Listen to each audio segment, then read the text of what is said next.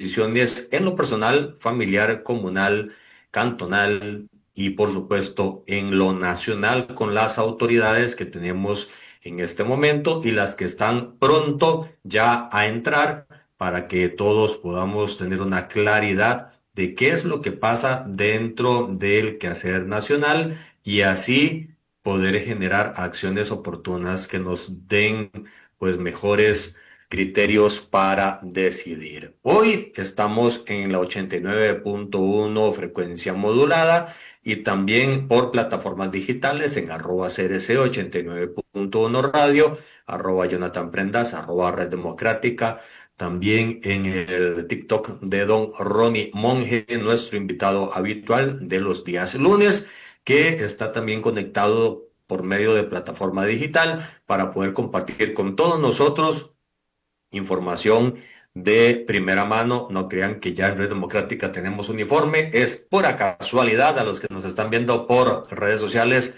el outfit del día de hoy, así que es parte de las coincidencias en las cuales al día vamos saliendo acá en el programa. Don Roddy Monge, bienvenido y que dicha que le llegó el correo de la vestimenta.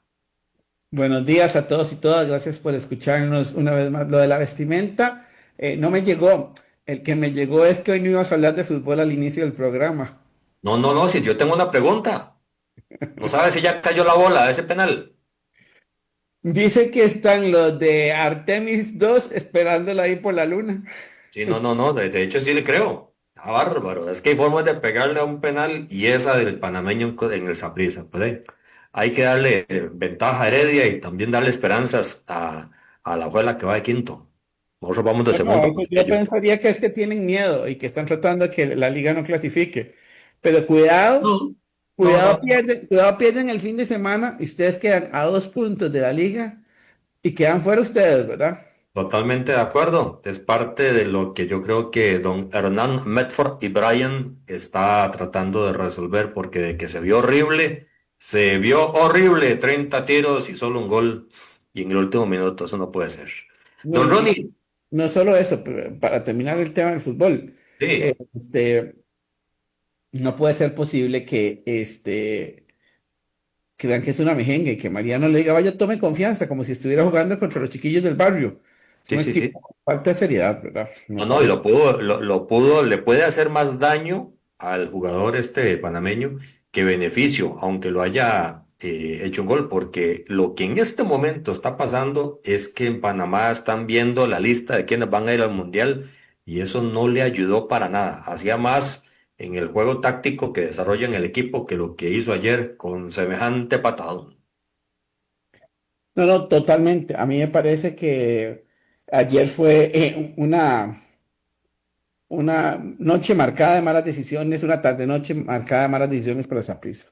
Sí, sí. Esperemos que las decisiones que se están tomando en Costa Rica sean mejores más atinadas que las que se tomaron ayer en San Juan de Tibás. Y bien, yendo a decisiones que se están tomando y se van a tomar en el país, Ronnie. Hagamos en esta y la próxima semana, dediquemos un tiempo, si te parece, a hacer una evaluación, un post-mortem de esta Asamblea Legislativa. El- ahí hago un asterisco, si me lo permitís, porque Claro. ya con la historia contada, muy fácil evaluar, señalar o juzgar, depende de lo que cada uno tenga en su mente. Y en el día a día es muy fácil hacer señalamientos cuando no se tiene todo el contexto de la información que hay dentro de las cuatro paredes de la Asamblea. Pero para eso estamos vos y yo acá, que ya pasamos por ahí y sabemos los entretelones, y sin afán de hacer linchamiento público o ensalzar a alguien, es necesario hacer una evaluación de estos 50, de esta camada de 57 diputados, que como suele suceder, difícilmente uno se llega a acordar de los 57 nombres. Hay muchos que pasan de perfil bajo desapercibidos y otros que tienen todos los reflectores. En sentido estricto y amplio, don Ronnie, ¿cómo viste esta Asamblea Legislativa que está en 2 semanas terminando su gestión? Uy, yo no sé si has leído últimamente que yo he visto muchos comentarios, no sé si soy solo yo, o vos también has tenido ese acceso, que los han calificado como la peor asamblea legislativa de todos los tiempos. Sí, sí lo he visto. ¿Qué te parece a vos esa etiqueta? Vamos a ver, me parece que hay que analizarlo desde diferentes perspectivas, de acuerdo a las funciones de los legisladores para no ser, porque el decir es la peor, yo podría decir que la integración no tenía gente eh, de esas que todos esperamos que den mucho porque son como figuras, no sé cómo es. Si hacemos la analogía que yo siempre hago con el fútbol, no habían estrellas, era que había que armar un equipo, había Ujú. que armar un equipo que no existía, que no se dio, digamos, a través de los 4 años. Pero en formación de leyes, leyes importantes, entonces quiero que me ayudes a mí a hacer este ejercicio para no ser mezquino. ¿Cuáles leyes importantes ves vos que generaron? Mira, la agenda que prevaleció, aparte de los eurobonos, que fue lo que marcó el inicio de esa gestión, que fue muy álgida la negociación y los señalamientos de parte del Ejecutivo para con Liberación Nacional, que no quería ceder en función de lo que se ocupaba, según el Ministerio de Hacienda en ese momento. Aparte de los eurobonos, créditos internacionales de financiamiento para obra que siempre se dan en todas las administraciones, porque es imposible con lo que se recauda cumplir con el 100% de las necesidades del país. Ujú, La agenda que privó fue la de seguridad. Ahora, en la agenda de seguridad hubo de todo como en botica, pero no todo se aprobó y lo que se aprobó no necesariamente todo es de impacto directo y real en el inmediato plazo. Y para que se vean los réditos de esa agenda de seguridad, la aprobada por lo menos, todavía estamos en el proceso de implementación, porque no es solo aprobarla en la Asamblea, tiene que ir al Ejecutivo, tiene que reglamentarse, tiene que implementarse y tiene que empezarse a ver si es disuasiva, si es represiva o si fue un saludo a la bandera. Más ajá, allá de eso, discusiones que se sabía que no iban para ningún lado por la forma en que se estaban haciendo, como la de jornadas 4-3 y otras en donde se perdió de vista el horizonte de visión país y empezaron los disparos en función de conservadores o agenda conservadora, incluso con el Tratado de Libre Comercio con Israel, y otros donde entraba ya Venezuela y entraban otros actores internacionales donde no venía el caso de lo que estaba pasando en el día a día, en el resolver los problemas. No sé qué te parece, pero para mí en eso se puede resumir en mucho la Asamblea Legislativa. bueno, pero entonces estás atinando que fue una asamblea poco productiva. Y ahí vamos a otro capítulo, Ronnie. La Asamblea no es una fábrica de hacer leyes. No, Dios guarde, fuera una fábrica de hacer leyes. totalmente, totalmente, Jonathan. Pero debe haber, vamos a ver, Por lo menos, si hubo más agendas y más leyes de peso, no se cacarearon. a mí me parece que ni por el fondo, ni por la forma, ni por el tamaño, ni por lo poco. O sea, no fue ni tan siquiera la fábrica de crear leyes, que no es lo que estamos buscando, pero tampoco lo fue. No fue una asamblea prolífera en leyes que vayan a marcar el futuro del país, Ujú. exceptuando quizás la legislación que se aprobó para la extradición de nacionales, que creo que es la ley por la cual nosotros recordaremos a esta Asamblea Legislativa. ¿Sí? Fuera de eso, vos me dirás si me estoy equivocando o no, pero me parece que es la ley que más emblemática de estos 4 años. Mira, Entonces, es que son parteaguas. Es un parteaguas que vivió Colombia a finales de los 80s, 90s y que hoy es una realidad. El costarricense que se mete en drogas y exporta, ya sabe qué va a pasar. listo. Y eso es, a mi gusto, me parece muy importante para Ajá. que marque.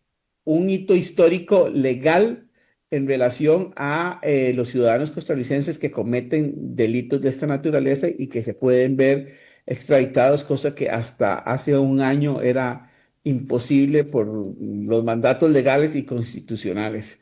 Entonces, si analizamos eso, fue una asamblea muy ralita en la producción de leyes efectivas y que marquen el futuro del país.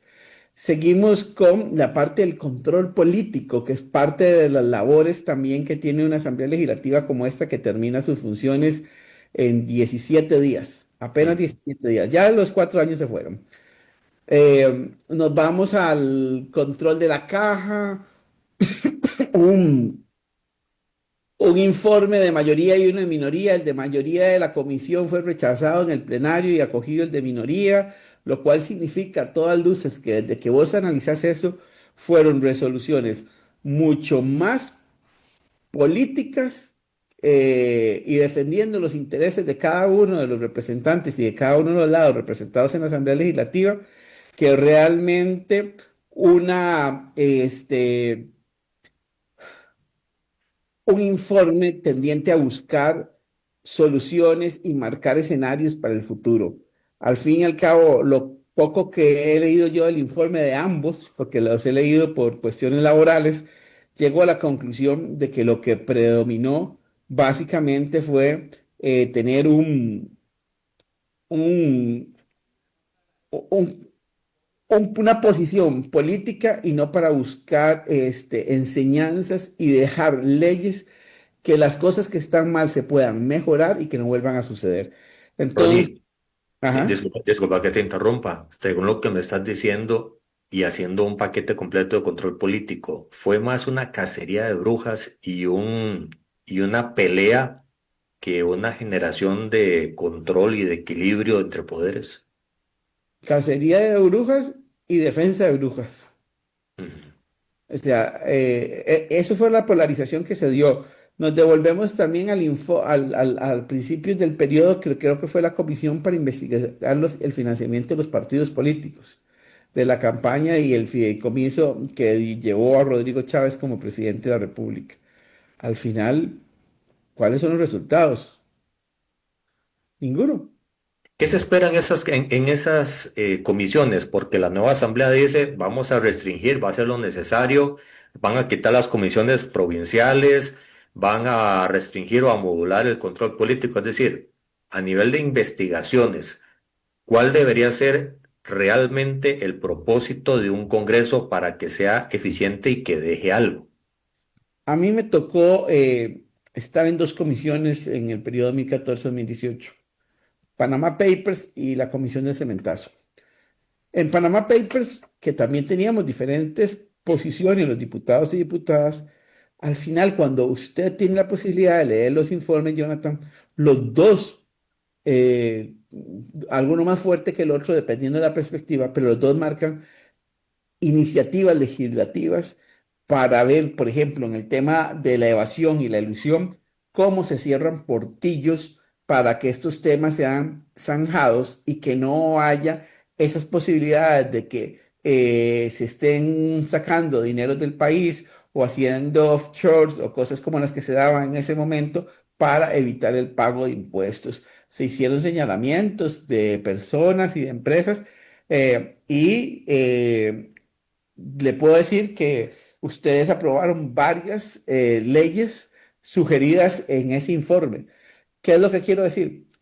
Una comisión debería tener resultados como esto, de que al final una propuesta de leyes, porque no es solo el control político por el control político.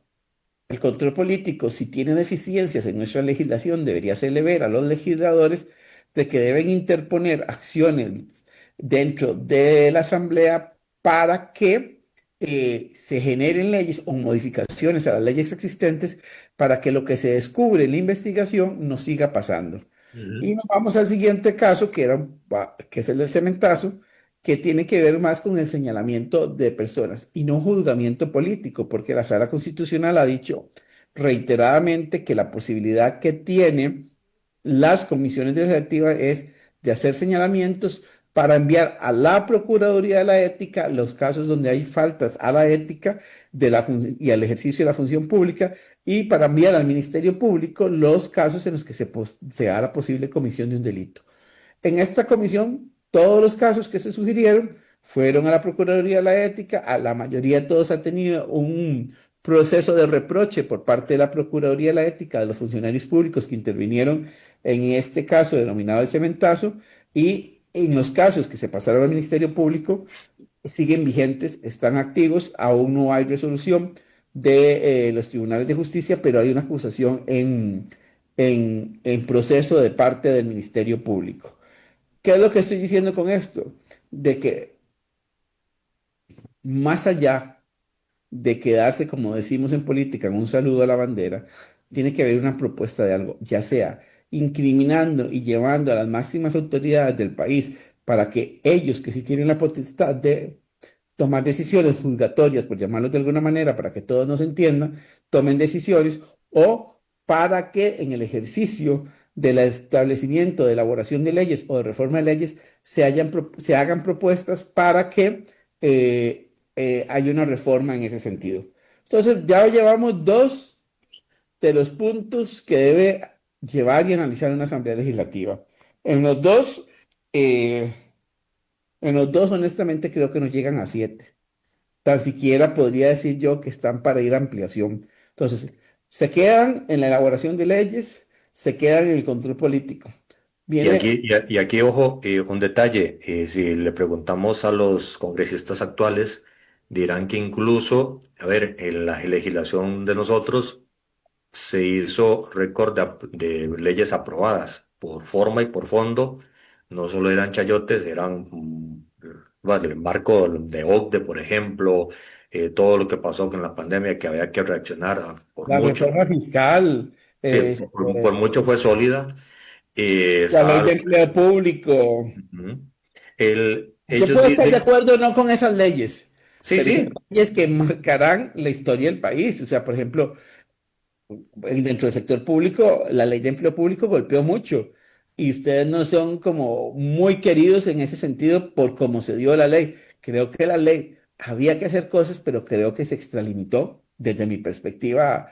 Y lo digo no de los que lo votaron, porque al final quienes llevaron la batuta en esto, como en el caso de Carlos Ricardo es una persona, un diputado con una gran capacidad de persuasión y de conocimiento que marcó obviamente y trató de dirigir desde la perspectiva de él cuál debería ser la reforma de empleo público. Pero definitivamente creo que es una ley que en el corto mediano plazo se hay, revisará hay que y, hacerlo, hay que hacerlo. y hay que hacerlo, exactamente. De hecho, a ver, Pero había que hacerlo. todas las leyes, También hay que ser honestos en que había que dar el primer paso y que sí, por muchos años no fuimos lo suficientemente valientes de entrarle a ese tema porque no era políticamente correcto. exacto. De hecho, todas las leyes, entre más fuertes, con mayor prontitud, hay que estarlas ajustando y es una simple razón. El país, usted no le pone pausa con una ley. El país está en constante movimiento. Lo que pasa a nivel económico, a nivel social, a nivel cultural, a nivel de empleo, a nivel de todo lo que usted quiera, más los contextos internacionales que permean el país, hace que el país cambie. Es decir, una ley, cualquiera que sea, aprobada en cualquier año, tiene que tener sus ajustes porque echa la ley, echa la trampa y siempre hay algo que mejorar para darle mayor solidez y para enmendar excesos que se pudieron haber dado por lecturas que en ese momento habían. Además, Ahora, los contextos cambian, exacto, exacto. sociopolíticos, económicos, regionales, y todo eso va cambiando. Pero sí, pero hubo decisiones, Ujú. nos gusten o no las decisiones, hubo decisiones trascendentales. Por eso señalo la carencia que en este cuatrienio me parece que no hubo ley sustantiva, no hubo ni cantidad ni calidad, no hubo control, y nos venimos a nombramientos que a esta Asamblea Legislativa evidentemente le tocó nombrar defensor y defensora de los habitantes, ¿verdad? Ellos nombraron Sí. a la Ah, defensora pues, de los habitantes. También ha nombrado algunos magistrados suplentes, pero ningún nombramiento de peso. de peso, de verdad. Sí me parece, eh, yo no puedo decir si es la peor asamblea de todos los tiempos. Yo creo que es una etiqueta un poco ingrata también. Yo le diría que desde que yo tengo memoria, es la asamblea legislativa que menos me gusta a mí. Eso sí, a ver, de la peor a la que menos me gusta, porque para gustos colores, ahí coincidimos. A mí también es la que menos me gusta. Por cómo desarrolló su control político, por Los las pleitos formas, por los pleitos de cantina en medio del plenario. por los pleitos de cantina. A ver, la legislación tuya, un diputado agarró un vaso y lo tiró al centro del plenario y lo quebró, No, y no, fue no, una no. rabieta. Quiero decir que no lo tiró al centro del plenario, que quería pegarse al presidente del Congreso en ese momento, Bueno, pero pues ya no estaba tuvo, largo. pero no tuvo la fuerza. Pero fue una rabieta. En el de nosotros hubo también cosas que no pasaron de ser una rabieta o un encaramiento rápido y se borró y seguimos. Exacto. Pero es que en estos pasaron 4 años aprovechando cualquiera para tirarse. De hecho, hablando con gente en el Congreso, dicen que el mal ambiente es tan alto que las malas relaciones del Congreso se van a los pasillos y al punto de que incluso en ascensores la cosa se pone álgidas y se topan gente que no tiene que toparse. Y eso yo creo que no ayuda a nadie porque no logra generarse consensos que al final se necesitan. No, y no solo eso, la forma en que se trataban de marihuano, que si fuma, que si no fuma, que si la derecha, que si esto, que al Hasta diputado si se bañó. que si el diputado Jorge arremedó renqueando a Pilar Cisneros y después andaban de beso y uña por todo lado. O sea, son cosas que definitivamente se vieron muy mal en estos 4 años. Eh, es que de verdad o sea, siempre se ha alzado la voz. O sea, quiero Sí, decir, sí, sí, siempre se ha siempre. alzado la voz. Pero los casos donde el tema personal y las ofensas se daban eran los menos. Yo creo que en esta Asamblea Legislativa fueron los más. Eh, Ahora, vamos al tema de los más. La oposición fríamente fue ingrata con el Ejecutivo. siempre, A ver, dentro de todo lo que te estoy preguntando en este momento, hay que considerar el fuego cruzado de Zapote a Costa Moras y viceversa, y la forma en que no era la correcta, pero más allá de eso, fue ingrata. O sea, habían cosas que simplemente, al margen del insulto de Zapote o del insulto del frente del plenario, podíamos hacer algo para llevar a buen puerto las leyes que se querían proponer, arreglarlas y desarrollarlas. es que justo es a lo que yo quiero llegar. Vamos a ver. Fue justo el Poder Ejecutivo con el Legislativo, fue justo el Poder Ejecutivo con el Judicial, fue justo el Poder Legislativo con el Judicial, fue justo el Poder Legislativo con el Ejecutivo, el Judicial con el Ejecutivo y el Judicial con el Legislativo. Eh, yo creo que hay, hay una situación muy compleja de que en ese nivel de ofensas que se dieron en ambos sentidos, de casa presidencial para la Asamblea Legislativa y de la Asamblea Legislativa para casa presidencial, no ayudó en De absolutamente acuerdo. nada la comunicación. Y creo que cuando se cortan se dinamitan los puentes, la comunicación se vuelve muy compleja. Y la política pasa por la dinámica de la comunicación, de la dialéctica, de poder conversar, de poder inclusive convencer. Pero cuando no puedes sentarte a hablar, no puedes ni razonar Tony, ni convencer. faltó un interlocutor en la oposición y te lo pregunto porque en la de nosotros era claro que Carlos Ricardo jugaba ese rol muchas veces de sentarse a hablar, traducir y tratar de llevar a buen puerto cosas complejas que en la dinámica de la asamblea eran muy fuertes los roces.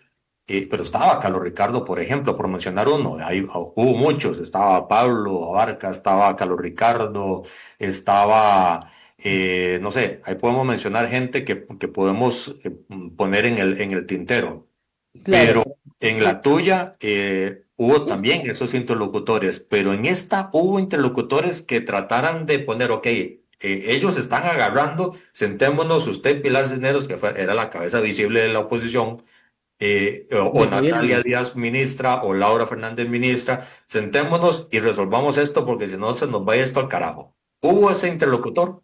La pregunta es, ¿a Carlos Ricardo fue interlocutor que fue a buscar al gobierno o el gobierno lo vino a buscar a él? ¿Quién tiene que dar ese paso? Entonces, la primera pregunta Pero es, más allá de dar el paso, ¿había con quién darlo? pues, yo creo que había, pero no se dio porque se dinamitaron puentes. Ujú.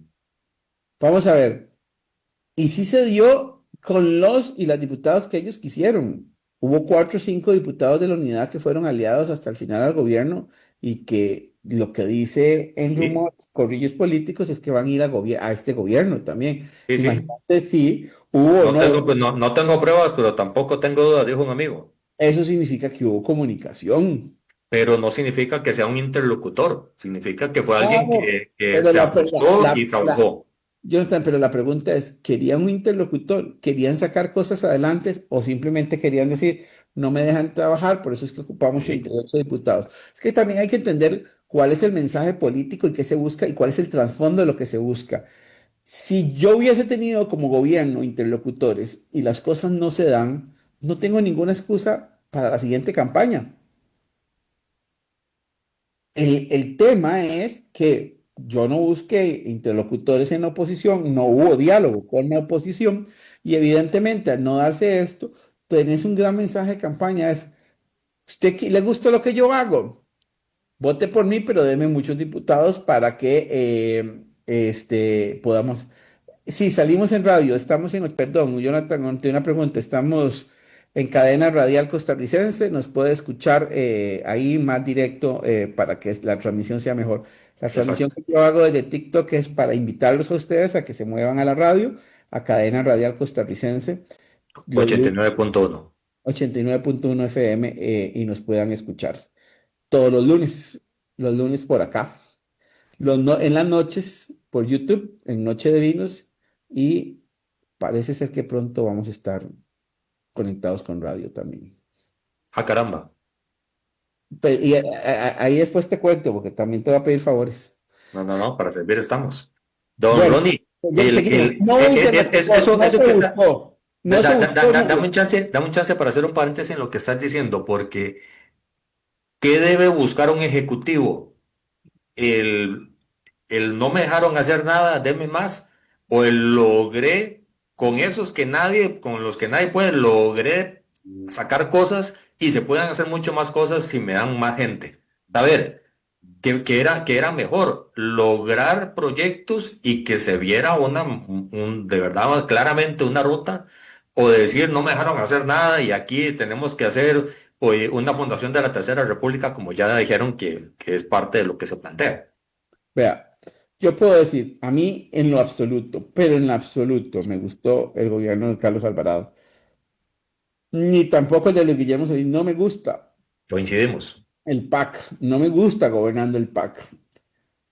No es que él pague esa posición, Pero me parece que tuvieron más logros que este gobierno. porque quisieron trabajar. Este gobierno le habló a la gente y le dijo lo que quería escuchar y le dijo por qué no se hacía o le dijo las razones que ellos tenían para no hacer cosas que querían supuestamente hacer. Pero cuando nos vamos a los programas de gobierno que se ofrecieron en el 2014, 2018 y 2022, la propuesta más incumplida en específicamente punto por punto es la de este gobierno. Ujú. Entonces, yo creo que eso ya te marca algo importante. No se trata de si nos encerraron durante la pandemia los del PAC, si se cayó la economía, no, no. Había una propuesta que se presenta para las campañas políticas y que no se cumplió en esto. A mí me parece que el proyecto político que continúa a partir del 8 de mayo con doña Laura Fernández tiene una oportunidad histórica. Es de decir, era poco lo que se podía hacer con los diputados que teníamos, elegimos una estrategia política para asegurarnos que en 4 años tuviéramos más herramientas y esas herramientas es el fruto de este gobierno del 2026 al 2030. Normalmente el segundo gobierno del mismo partido la tiene puesta para hacer grandes cosas, porque llega holgado o llega fuerte. Llegó Pero, Carlos, llegó sólido, porque amalgamó un acuerdo muy fuerte para poder ganar la segunda ronda. Ni qué decir de Luis Guillermo, ni qué decir de Laura Chinchilla, ni qué decir de Abel Pacheco. Ahí para atrás, el segundo gobierno siempre las tiene para hacer el penal y no volarla como ayer. El asunto, pero, el asunto es pero la historia ha dicho que el segundo gobierno ha hecho que se rompa el proyecto político. exactamente, exactamente. Entonces, haciendo un puente con el hoy que está terminando al hoy que está empezando. Pueblo Soberano anuncia que va a tener el control pleno del directorio. Era lógico, o sea, la oposición que empieza a decir que esa es una señal de que van a trabajar solos, perdón, están equivocando el camino, el discurso y todo lo que puedan entender, porque era obvio que con 31 votos iban a querer el control completo, no necesitaban hacerlo diferente. Te lo voy a Ahora, explicar como yo lo he dicho. el Perdón que te control interrumpa. completo de la mayoría de las comisiones también. ¿Cómo ves eso, Ronnie? Vea, te voy a decir lo que yo siempre dije es, yo fui oposición y vos fuiste oposición. Ujú. Cuando sumábamos los diputados de oposición, éramos más que los diputados de gobierno, Sí, ¿cierto? sí. Eso significa que el pueblo le dio el poder ejecutivo a un partido político específico, pero le dio el control legislativo a la oposición. Ujú. Querían que hicieran oposición. Sí. Hoy la realidad es diferente. El pueblo le dio a la mayoría legislativa y el poder ejecutivo A un al partido. partido Pueblo Soberano. Sí. Entonces ellos tienen que cumplir con el mandato del pueblo, Es que es lógico. tener control político de absolutamente todo lo que esté ahí. Sí. Los que tienen que hacer el juego inteligente es una oposición en minoría, que también la ha tenido este país. O sea, vamos a ver, en el 82 Luis Alberto tuvo 33 diputados eh, y 24 de oposición. Y contame algo, en ese periodo presidencial 82-86, esos 33 diputados le permitió hacer a Luis Alberto Monge todo lo que quiso. ¿O No, era más difícil negociar adentro que afuera? pero también le dio oportunidades a la oposición. Sí. Permitió que la fundación del Partido Unidad Social Cristiana tuviera deuda política del Tribunal Supremo de Elecciones sin haber participado en elecciones porque la de 1978 había sido la coalición Unidad. Eso permitió que la oposición tuviera recursos en momentos del bipartidismo para que tuviese recursos y pudiese hacerle frente a una campaña política. Es que yo no me imagino la campaña del 86 con un partido de oposición único prácticamente y sin recursos. O sea, Oscar Arias pudo haber llegado a 40 diputados fácilmente en esos momentos donde el bipartidismo prevalecía y no hubiese habido recursos. Lo que quiero decir con esto es que un poder ejecutivo puede ser magnánime en la victoria y también fortalecer a la oposición, porque la política y la democracia se basan en un precepto que es básico, que hay quien gobierna, pero que la oposición debe ser fuerte. Si tenemos oposiciones débiles como las de Nicaragua, si tenemos oposiciones débiles como las que lograba fragmentar Hugo Chávez en Venezuela en principios de siglo, si la oposición está muy diluida por la fuerza, por la opresión, por lo que usted me quiere decir, como la que hay en Cuba, definitivamente la posibilidad de que los países prosperen y se desarrollen es menor.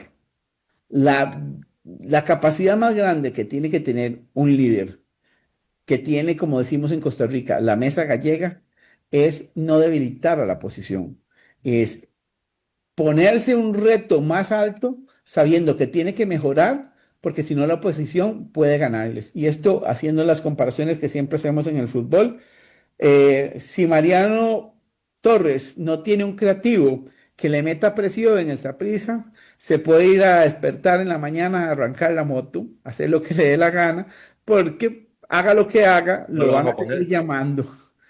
Sí, Eso es sí, lo sí. que es lo que pasa evidentemente en este momento en Alajuelense.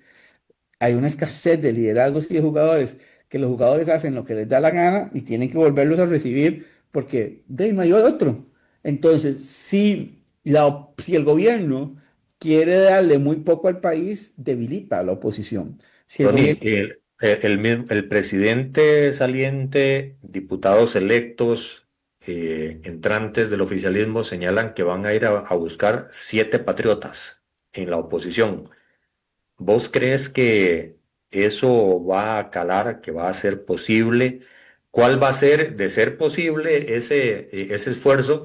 ¿Cuál sería la estrategia para lograrlo? uf, es una estrategia que no es nueva, ¿verdad? Vamos a ver, para que la gente no se rasgue las vestiduras. Es ir a ofrecer cosas para las comunidades que representan algunos diputados y diputadas, para que ellos crezcan en popularidad en en sus sitios de donde salieron. Eso ha existido. O sea, Cachimbal tuvo mucha plata para Cartago, porque fue el voto 29 muchas veces para proyectos de la Asamblea Legislativa. Eh, Hay algunos diputados de oposición que les encanta estar en la comisión de hacendarios para poder ayudar al gobierno y sacarle beneficios para sus comunidades en el presupuesto y negocian su voto en la comisión de hacendarios siempre y cuando el presupuesto venga con ciertos direccionamientos de cosas que ellos quieren para sus comunidades. Claro, pero en esta asamblea 31 diputados da para que la gran mayoría de los proyectos ordinarios no ocupen de esas negociaciones. Lo que ellos, la fundación de la Tercera República, que es algo de lo que ellos han hecho hincapié, implica 38 diputados. Ujú.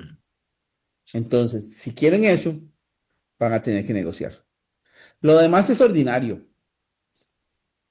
Lo demás es cosas que van a salir más rápido que antes. Sí.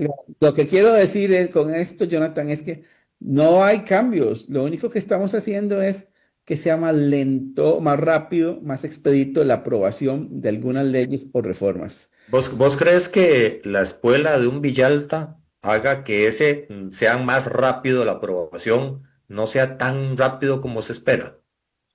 Villalta no está en todas los No, comités. pero ya no juega solo, va a llegar con otros 6, que hay que ver cómo juegan en equipo. Nunca lo he visto jugando en equipo. Ese es el primer punto. Y el segundo es que no son Villalta. Bien, estoy de acuerdo. Pueden Pero, ser mejores. pero también, digamos, a ver, hay que ver la fracción de liberación y las unipersonales. No necesariamente son caciques, pero si son soldados de los de verdad, pueden ir y sostener mucho, mucho tiempo. No, vamos a ver. Y vos lo sabés. Vos estuviste de previo en la Asamblea Legislativa como asesor. Has visto camadas de diputados y diputadas. Hay algunos que naturalmente les sale mantener el discurso y Ujú. poder prolongar las horas de debate. No todos tienen esa capacidad. Totalmente de acuerdo. De hecho, son muy pocos los que sostienen. La misma reforma que ustedes aprobaron implica fechas y tiempos para aprobaciones. Ujú. Vencidos esos plazos, se somete a votación. No. Eso no Ven- pasaba ven- en... Vencido el espacio, tiene que haber acuerdo para votación. No, no, pero en comisión sí se vota. No, Sí, se no. tiene que votar. No se puede discutir más. No se puede discutir, pero queda en el limbo hasta que haya un acuerdo de todos para Sí. poder entrar a verlo y votarlo. Pero, pero es que antes seguían hablando, ya, Sí.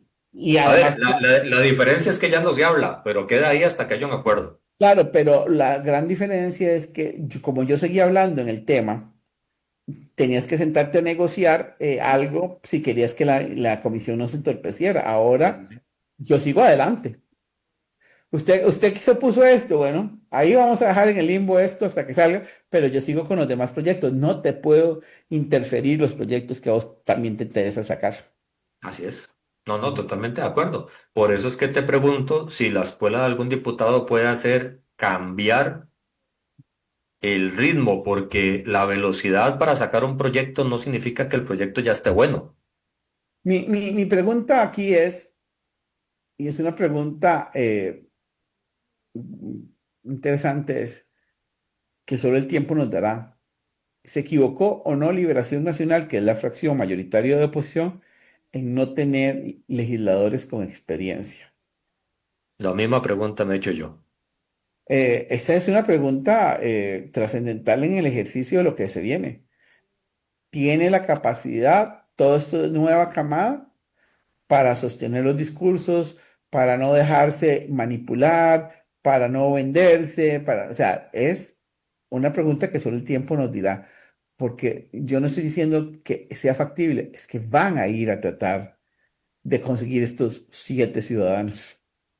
Aparte de que los 31 de Pueblo Soberano, yo supongo que en algún momento alguno tendrá que ausentarse por alguna razón de fuerza mayor, por algún viaje o porque lo que sea que pasó. Y el quórum va a tener que sostenerse con la oposición, Sí. que ahí es donde empiezan a jugar los muñequeos y las estrategias. Que no es difícil, pero vamos a ver, siguiendo los esquemas de algunas preguntas que has hecho hoy, ¿a quién le toca esto? Le toca al gobierno de Laura Fernández buscar a los Y, interlocutores. ajá. Yo creo que vos abrís rápidamente los periódicos de las 2 semanas y vos tenés claros cuáles son los interlocutores de oposición y sabes con quiénes mi bolita de cristal dice no van a trabajar el gobierno y con quiénes sí se van a meter. No les importa ni Abril ni les importa Claudia Dobles. Totalmente de acuerdo.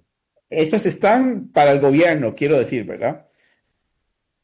No me suman ni me restan, o lo que Sí, restan, no me preocupa lo que restan. Eh, Van a ir, no van a ir sobre el Frente Amplio, porque el Frente Amplio les va a votar lo que ideológicamente coincida con ellos. Son personas que no votan en oposición sistemática, berrinchuda, berrinchuda. es ideológica, es Es eso. totalmente ideológica. Y definitivamente solo queda un punto donde se tiene que enfocar, que es la fracción de Liberación Nacional, que además es la más grande. Entonces, tenés que sacar de los 17 diputados, 8. Ese es el problema. Es casi la mitad de la fracción.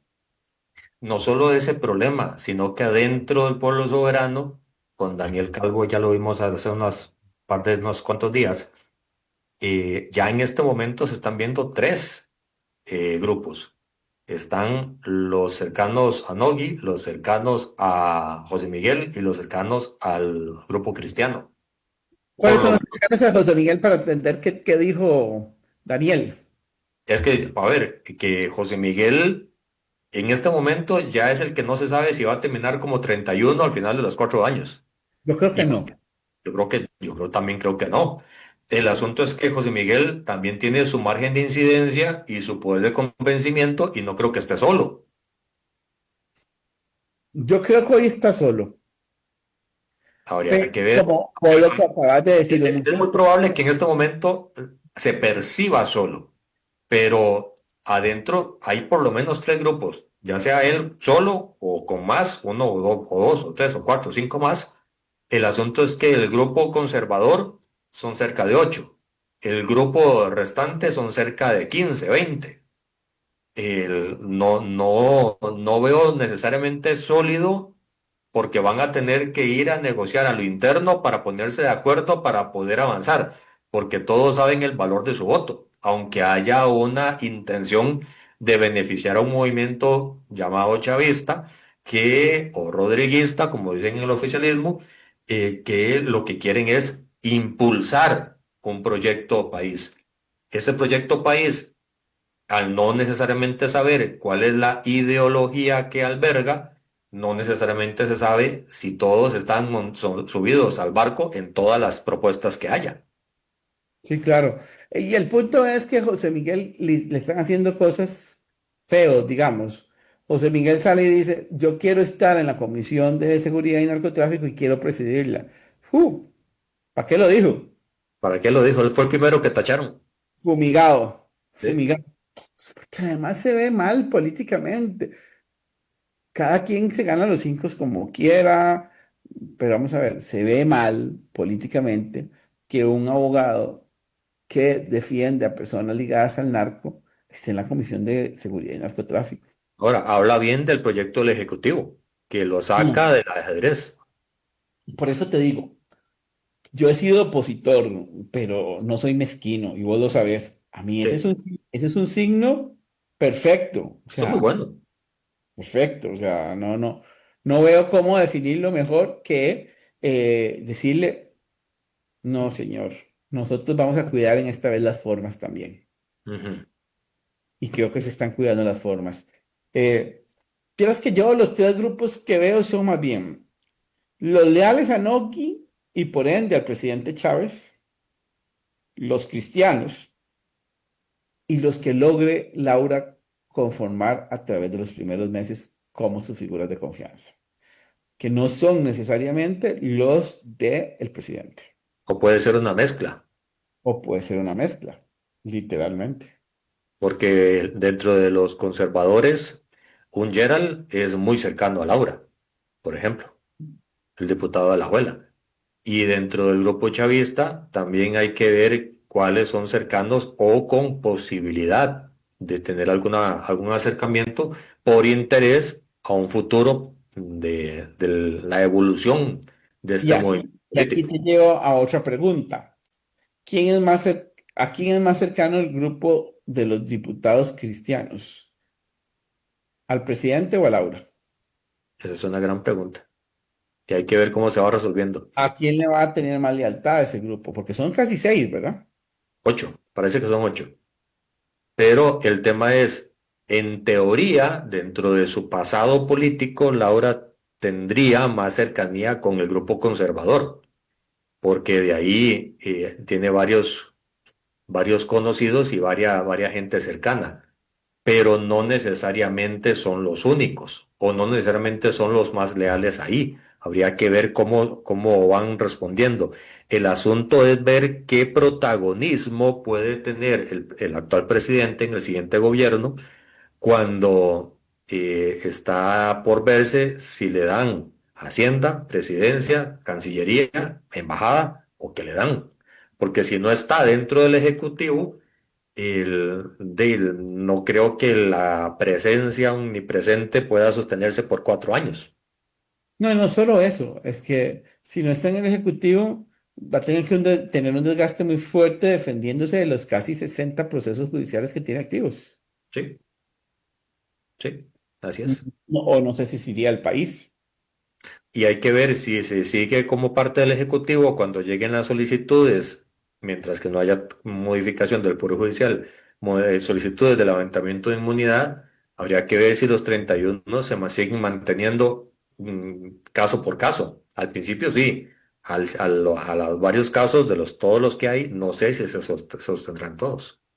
Sí, pero llegar a la posición a 38 diputados para quitarle Tampoco. no lo veo, no lo veo. Tampoco, pero si no se dan los 31 votos sólidos en todas las votaciones, también es una señal de que las cosas no marchan bien.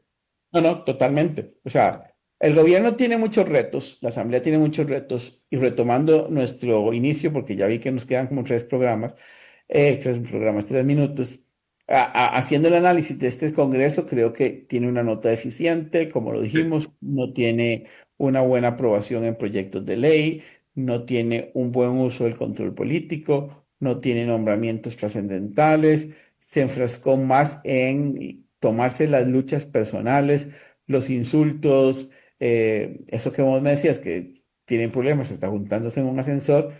O sea, para mí es tan novedoso porque, digamos, nosotros teníamos encuentros muy fuertes con compañeros de otros partidos, pero no nos lo tomamos, sabíamos que no era personal y que después nos sentábamos 5 minutos en lo que antes se llamaba el cafetín y estábamos hablando y compartiendo un poco hasta por qué había sido acalorado el friccionamiento. Creo que lo que muestra es esto de que no es porque los diputados y diputadas actuales no quisieran hacer una buena gestión. Lo que te demuestra es que tenían muy poco conocimiento y feeling de lo que es ser diputado o diputada, donde tenés que entender que en la política nada es personal. ¿Quién va a jugar el rol de Pilar Cisneros?